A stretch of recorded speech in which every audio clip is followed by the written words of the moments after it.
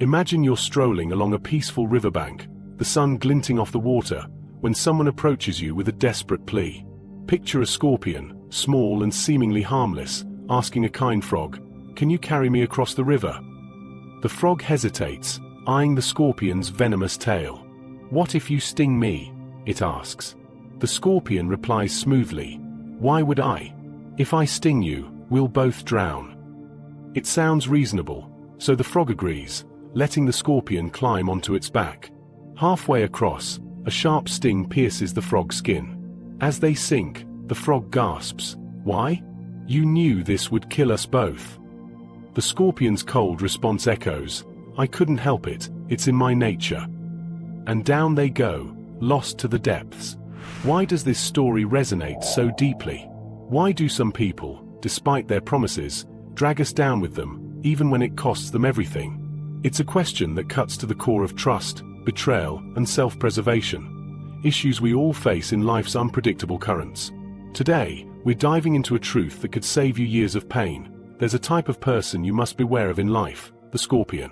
We'll uncover why these individuals act against their own interests, how their nature impacts you, and most importantly, how to protect yourself while still being a force for good.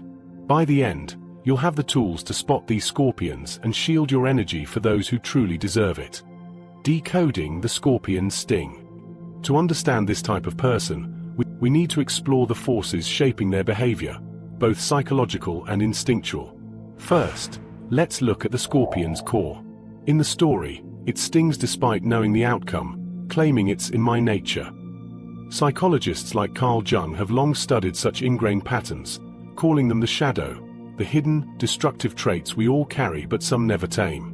For scorpions, this shadow rules. They might promise change, swear they'll spare you, but their actions betray their words. It's not always malice. Often, it's a compulsion they can't, or won't, control, rooted in habits or insecurities they refuse to confront. But it's not just personal flaws. Society amplifies this. We live in a world that sometimes rewards selfishness or manipulation.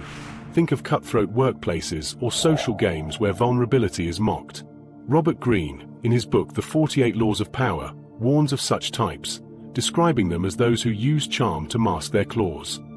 In a competitive culture, scorpions thrive by exploiting trust, stinging not because they hate you, but because it's how they've learned to survive. The ripple effect. The cost of trusting a scorpion is steep. You offer help, a ride across the river, only to find yourself sinking. Emotionally, it's draining. You invest time, energy, even love, and get betrayal in return. Practically, it can derail your goals. Think of a friend who borrows money and vanishes, or a colleague who sabotages your work. Worse, it erodes your trust in others, making you wary of every frog you meet. The frog in the story didn't just lose its life, it lost faith in logic itself. On a personal level, dealing with scorpions can lead to 1. Emotional exhaustion. Constantly helping someone who harms you drains your spirit. 2. Wasted time. You pour effort into a sinking ship, neglecting your own path. 3. Self-doubt. Their sting makes you question your judgment.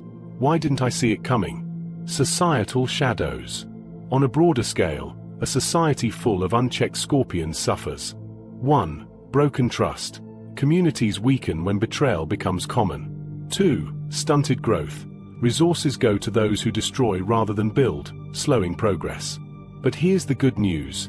You don't have to drown. There are ways to spot these scorpions and protect yourself without losing your kindness. Strategies to stay afloat. Navigating life with scorpions requires wisdom and boundaries. Here's how to do it. 1. Watch for patterns. Promises mean nothing if their actions consistently harm.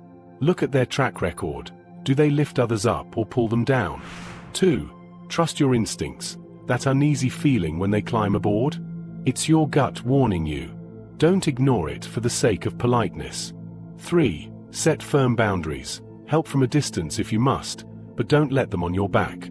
Say no when the risk outweighs the reward.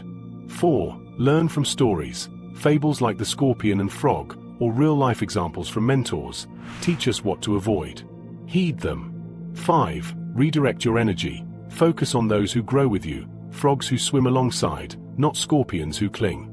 6. Reflect. don't resent. When stung, analyze what happened, not who to blame. It sharpens your radar for next time. Recognizing and handling scorpions is a skill, not a curse. It's about being kind but not naive, generous but not reckless. Each encounter teaches you to balance compassion with caution. The hidden power. Now, here's a deeper truth. Avoiding scorpions doesn't just save you, it strengthens everything around you. Psychologists studying trust, like Amy Edmondson with her concept of psychological safety, show that groups thrive when people can rely on each other. By filtering out scorpions, you create space for genuine connections, relationships where trust flows both ways. On a larger scale, a world with fewer unchecked stingers fosters collaboration, innovation, and resilience. So, by guarding your riverbank, you're not just surviving, you're helping build a society where trust isn't a gamble but a foundation. What's one scorpion you've met in life, and how can you protect yourself moving forward? Maybe it's cutting ties with a draining friend, or setting limits with a manipulative coworker.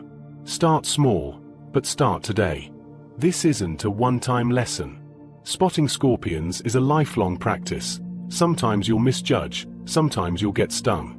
But with each step, you'll swim stronger, wiser, and freer. I'd love to hear from you. Who's been a scorpion in your life, and how did you handle it? Drop your thoughts in the comments. I'm eager to learn from your rivers. Thanks for watching, and remember, beware the scorpion, not to fear life, but to live it fully, with eyes wide open.